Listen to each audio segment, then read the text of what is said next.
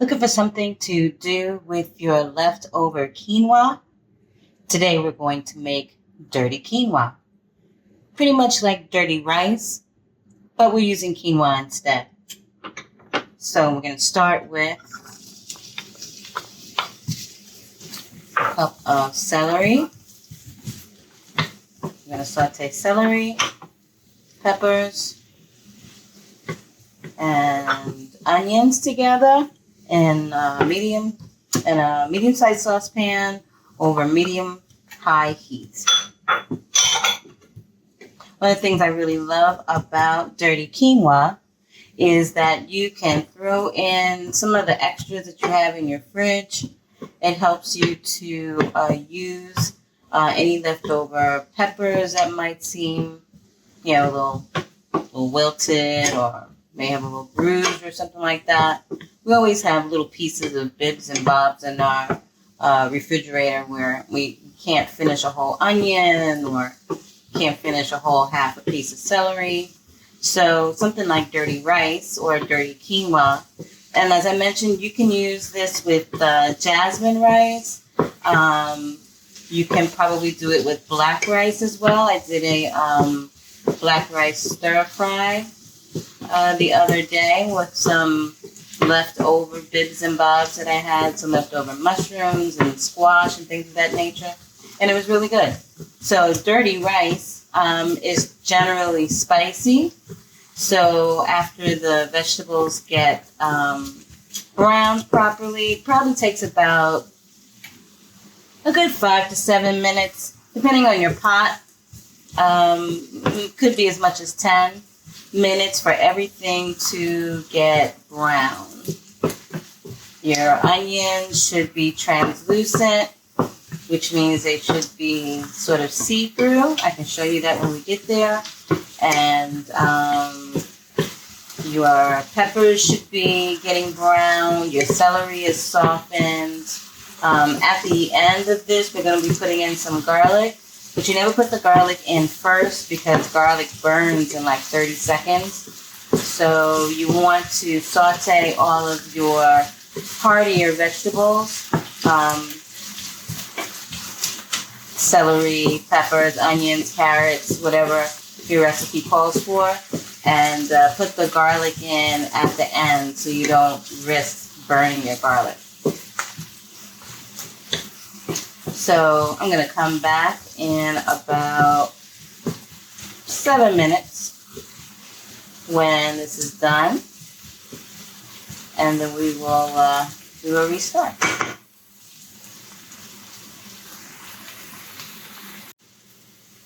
Okay, it's been about 6-7 minutes, and our onions and peppers are a little soft and browned.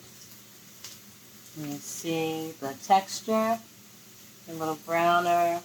Like I said, the onions are translucent. You can kind of see them a little bit, and everything has a little bit more of a brown on it. So, and you want them to be in softened state. So I like to put my seasonings in the heat. I'll turn the heat down a little bit. When you put your seasonings in the heat, it gives it a chance to quote-unquote bloom, which helps to increase and enhance the aroma and the flavor of your spices, but you don't want to burn them. So I'm just going to turn it down, and we're going to start with the spices. So we've got some black pepper and some garlic. I'm going to put the recipe down below so you have all the measurements. This is chili powder, smoked paprika, clove, and allspice. And this is salt, pepper, onion powder, and garlic. Okay. Put that in and let that touch the surface of the pan to help open up the aroma of the spices. And sometimes, a lot of times, spices raw can have a really strong flavor. So if you cook them down a little bit, it tastes better. If you put them directly in liquid, there are times when it's not thoroughly toasted and as well as if you were to put it in the hot pan first and then add other ingredients and like liquids, etc. So all of the spices are in. Now we're going to put in our garlic. Like I said, garlic is the last thing you want to put in because it burns. And we're also going to put in some Calabrian pepper, some Calabrian chili. All right. Now we're going to add our, normally dirty rice is ground beef and then seasoned vegetables and rice. So we're using pumfu. So pumfu is made out of pumpkin seeds.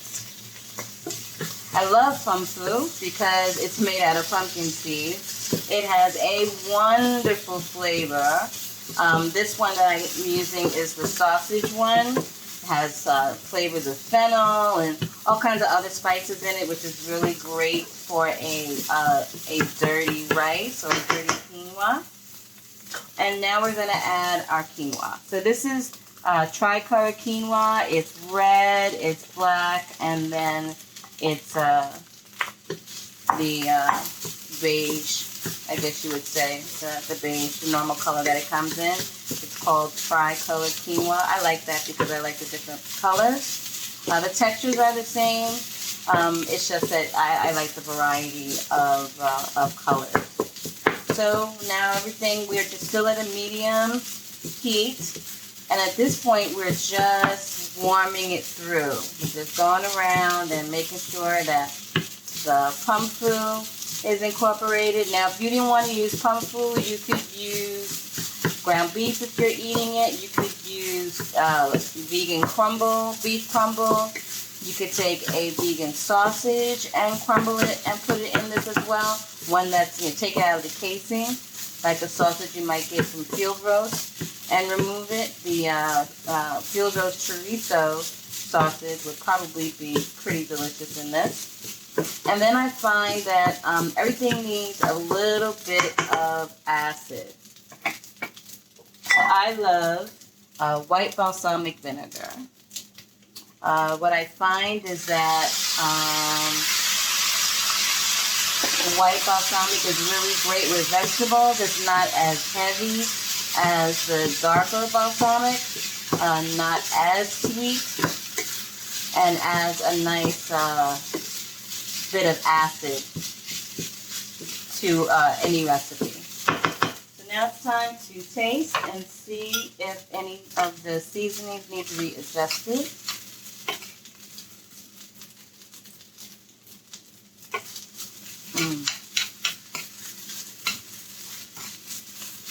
I think it needs just a little bit of salt. It doesn't need any more pepper. I taste the garlic. I taste the chilies. This needs just a little more salt. Take it off the pan because it's already hot. You don't need to overcook it. Just remove it from the heat.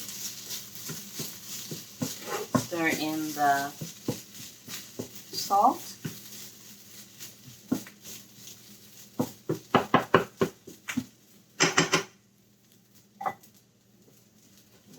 And here you have your beautiful pan of dirty quinoa. So I like to serve it with roasted broccoli. And I'll plate it up and I'll show you how. So here's the dirty quinoa. I like to make it with roasted broccoli. And the dirty quinoa came together in about 20 minutes. I mean, I had the quinoa made already. But if you have leftover rice, leftover quinoa, leftover grains, dirty quinoa is a perfect thing to throw together for any evening dinner or lunch and even breakfast if you felt like it. All right, so if you try the dirty quinoa, send me a picture of your creation. I'd love to see it. Bye.